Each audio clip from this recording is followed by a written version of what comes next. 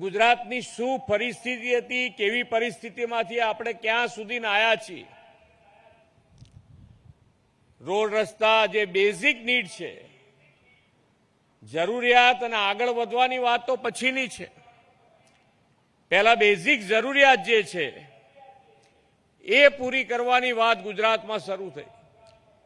કેટલાય લાંબા સમય સુધી શાસન કર્યા પછી જ્યારે માન્ય નરેન્દ્રભાઈ ગુજરાતના મુખ્યમંત્રી બન્યા ત્યારે લોકો શું માંગણી કરતા હતા, તો એના પહેલાનું જે શાસન હતું એની અંદર કેવી રીતે કામ થયું હશે એની આપ સૌ કલ્પના કરી શકો છો. અથવા તો અહીંયા ઘણા બધા વડીલો બેઠા હશે, એમને ખબર હશે કે માન્ય નરેન્દ્રભાઈ પાસે ખેડૂતો જાય તો કે વાળું સમયે અમને લાઈટ આપો.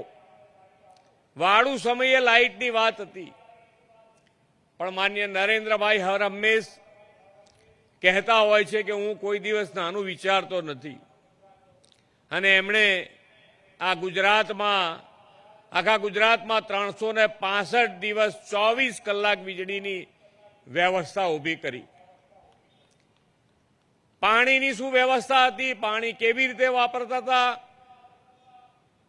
એ બધાની માંથી મુક્તિ કરી હોય એવું સુદૃઢ આયોજન માન્ય વડાપ્રધાનશ્રીએ આ ગુજરાતમાં કર્યું છે. ગુજરાતમાં માન્ય વડાપ્રધાનશ્રીનો સૌથી વધારે લાભ જો કોઈ રાજ્યને મળ્યો હોય તો એ ગુજરાત છે.